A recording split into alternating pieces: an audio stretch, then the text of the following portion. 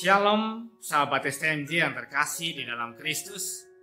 Berjumpa kembali dengan saya, Wianto, dalam STMJ hari Selasa, 24 Oktober 2023. Bacaan hari ini diambil dari Injil Lukas, bab 12, ayat 35 sampai dengan 38. Saya tertarik dengan ayat ke-37 yang berbunyi, "Berbahagialah hamba-hamba yang didapati tuannya berjaga-jaga ketika ia datang.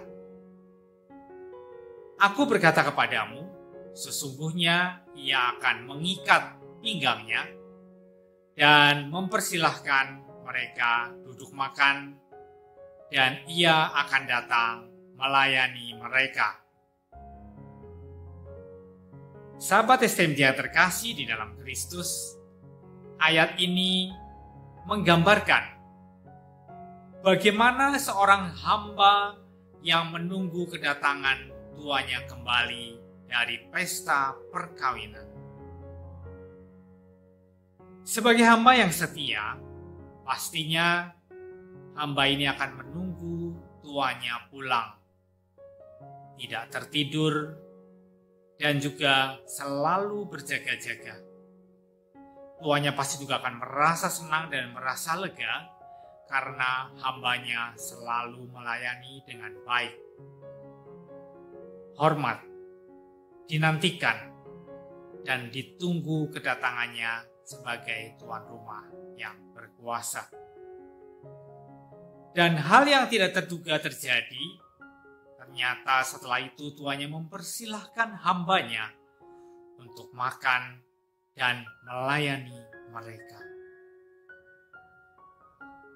Bila kita selalu berjaga-jaga, yang dalam hal ini menjaga kekudusan dan tetap setia kepada Tuhan, seperti seorang hamba di dalam ayat tersebut, Tuhan mengingatkan kepada kita bahwa perjumpaan kita dengan Tuhan di akhir hidup kita bukanlah sesuatu yang harus kita takuti, melainkan justru perjumpaan yang sangat membahagiakan. Bacaan di atas memberikan pengharapan bagi kita, yaitu bahwa apabila kita selalu setia kepada Tuhan dan selalu waspada supaya kita tidak jatuh dalam kelemahan kedagingan yang menyebabkan kita berdosa, maka Tuhan juga akan menyambut kita dengan penuh kasih dalam rumahnya, yaitu kerajaan surga, di mana di sana terdapat kelimpahan sukacita. Sahabat STMJ yang terkasih di dalam Kristus, ketika saya masih bekerja di luar kota dan anak-anak saya masih kecil, mereka selalu menunggu saya pulang kerja. Karena perjalanan yang cukup jauh dari rumah ke tempat kerja, maka seringkali saya pulang sampai rumah malam hari. Dan ketika saya sampai di rumah lebih larut dari biasanya, ternyata saya masih disambut anak-anak saya dengan sangat riang.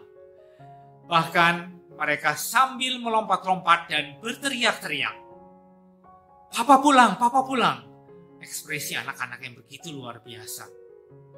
Dan seketika itu juga rasa lelah saya langsung hilang.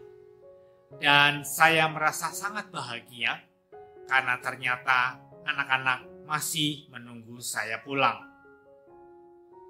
Saya bertanya kepada mereka, kenapa mereka belum tidur? Mereka menjawab, karena mereka menunggu oleh-oleh yang saya bawa. Dan untuk menjaga supaya mereka tidak mengantuk, mereka bermain bersama dan menonton acara TV yang mereka suka.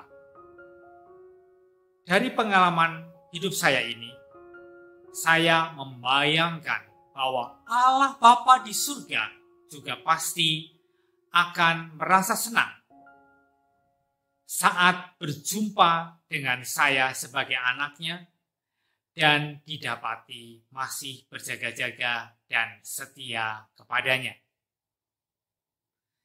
Anak-anak saya menunggu perjumpaan dengan saya sambil melakukan aktivitas bermain dan menonton TV, sehingga terhindar dari rasa kantuk.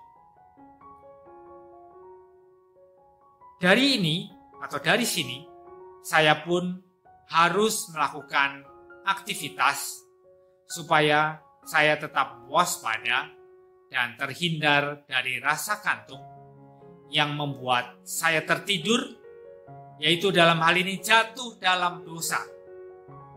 Aktivitas yang saya lakukan yaitu mempersenjatai diri dari semua gangguan dan godaan kuasa kegelapan, dan juga saya berusaha menghidupi 5 senjata yang saya dapatkan dari mengikuti retret pemurnian hati, yaitu yang pertama, setiap hari mengikuti misa harian.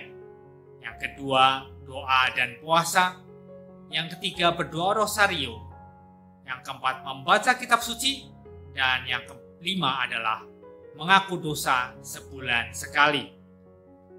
Saya berusaha berjaga-jaga karena menurut firman Tuhan di atas bahwa akan ada pengharapan, akan ada janji Tuhan, yaitu saya akan dijamu makan oleh Tuhan sendiri yang melayani.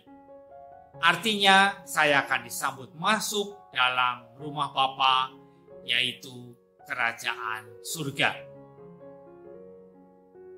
Sahabat SMJ, demikian sharing saya. Melalui firman ini saya diingatkan supaya mempunyai sikap waspada, yang artinya memperkecil godaan yang bisa masuk dalam diri kita. Yesus mengajak kita untuk mempunyai sikap itu karena kita tidak tahu kapan dan saatnya. Waspada kiranya menjadi habitus dan atau gaya hidup kita, bukan karena cemas, tetapi karena kesadaran diri dan karena kita mengasihi Bapa yang sudah lebih dahulu mengasihi kita. Kemuliaan kepada Bapa dan Putra dan Roh Kudus, seperti pada permulaan, sekarang, selalu, dan sepanjang segala abad. Amin. Berkah dalam.